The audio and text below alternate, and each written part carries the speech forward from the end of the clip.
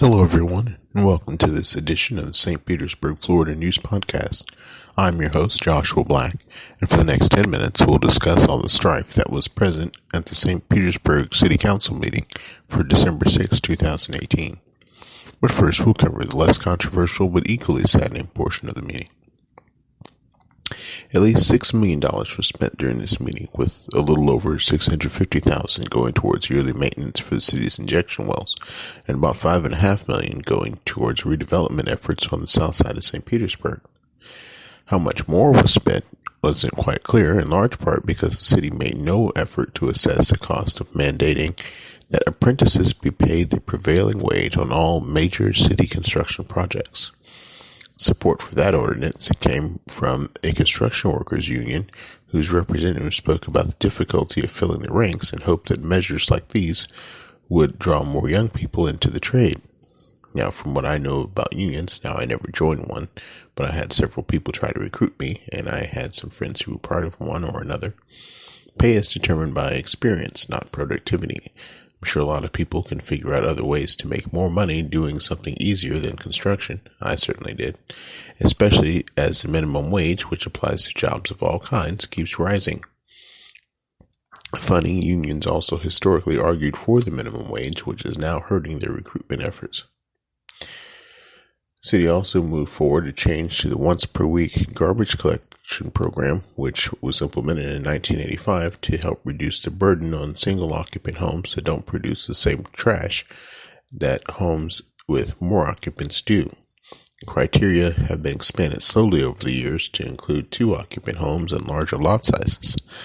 This proposal includes a forgiveness month for people who may have had guests over and removes the lot size limitation altogether. The city monitors water usage to determine if the homes that apply for the lower monthly rate actually qualify, with 5,000 gallons of water per month being the upper limit for what they expect a two-occupant household to use. Under this new proposal, if the home uses more than 5,000 gallons for 3 consecutive months, they go back to the higher twice per week collection rate and cannot qualify for the lower rate for 12 months. Now, if garbage collection were done by a private company in direct contact with the people and no monopoly on the service, the adjustment of rates wouldn't become an item for city council. Companies would automatically adjust for the needs of their customers in order to keep them from looking elsewhere for the same service. Obviously, the city won't consider that. Governments like monopolies, especially the ones they run. Apparently, local governments also like being busybodies. Besides monitoring your water usage, they also want to monitor your straw usage. City Council moved forward a proposed ban that would eliminate single-use plastic straws from distribution by restaurants. A full ban would not take effect for maybe 15 months, as the first 90 days would be a grace period, and then the next 9 or 12 months would be a prohibition on unrequested inclusion. In other words, restaurants would be required to wait until the guests request straws in order to distribute them. Now, I'm honestly surprised that restaurants don't already do this in general in order to control costs, but I digress. After that, guests will be expected to do without or bring their own, which is inconvenient and could be unsanitary, but don't let that get in the way of feel-good activism. Council members Montanari and Gabbard each expressed reluctance to vote for the full ban, with Council member Gabbard stating she wants to review the impact on numerous restaurants, especially quick service establishments, quite a few of which are in her district. Both Montanari and Gabbard stated that the education portion of the proposal should have heavier emphasis than the mandate. Councilmember Gertis stated that next week at the second reading he'll propose an analysis on the education aspect of the program before the implementation of the full ban. No amendments were approved immediately in order to respect the dubious tradition of waiting for the second reading to make amendments. During this discussion, it was also revealed that single-use plastic bags were originally slated for the same ban, That plan changed to have them taxed instead. However, there's a lot more resistance to both of those plans than plans to ban straws. Councilmember Rice stated that the plan to tax plastic bags is more difficult to implement, and she wasn't sure she had the votes on City Council to advance it. Sharpest conflict came after lunch. There is a vacant lot on the southwest corner of the intersection of 1st Street North and 4th Avenue, and a second developer is making an effort to build a residential structure. It should say a primarily residential structure. The first developer failed to perform his project, even though his design was much more to the liking of the next-door neighbors. City Council is seemingly inclined to approve this second developer in spite of the vehement opposition. The lot isn't very large. It's large enough to build a couple houses on, but that's not the direction they're going.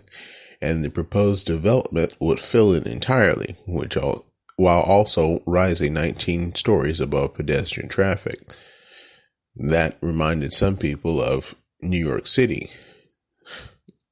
And these people left New York City in order to be in places like St. Petersburg. At least 20 people spoke in opposition, with more than 10 opponents being present who did not speak, while only 2 spoke in favor, including the attorney for the developer. There's actually a lawsuit already filed regarding this proposal, which is why they had a court stenographer during this portion of the meeting. Now, this could not become a controversy if the city did not attempt to control all kinds of development that happened downtown. Land use is simple. People buy what they think they need in order to serve the needs of the people they expect to purchase their products, whether it's housing, office space, retail space, industrial space, parking, etc. If they can't find a profitable use for the land, they'll simply wait until they can, during which time the lot will be vacant or abandoned. Unfortunately, neither the city or its residents see it that way, hence the hearings and the lawsuit. The hearing is actually being continued to next week because votes to advance the proposal have been quite close, and City Council moved to wait until all 8 members of the council could be present. And one of the last items by the council involved recurring issues with the St. Pete Housing Authority. After the order from members of council to their legal team to draft a resolution requesting that the mayor consider removing 2 members from the Housing Authority board, the board reached out to ask City Council to reconsider a committee of the whole meeting, provided that the board be given a list of relevant topics to be discussed at the meeting so that the members of the board could be prepared. The tentative date for the meeting is January 31st, 2019.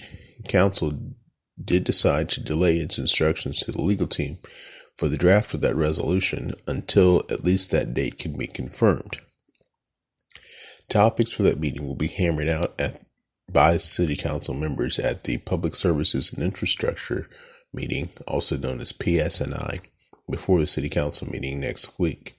It's unclear what became of the request by the St. Pete Housing Authority for $3 million in funds from the council. That request died without a motion on November 1st, but that doesn't mean that the board has relented in its pursuit of the funds. The next week's City Council meeting starts at 3 p.m., but the PSNI meeting comes before. We'll endeavor to cover both. Don't forget to look up the consent agenda, which comes out Monday, and contact your City Council member if you have questions about what you see on that list. Thank you for listening. This has been St. Petersburg, Florida Area News, a production of the Reconstructionist Radio Network.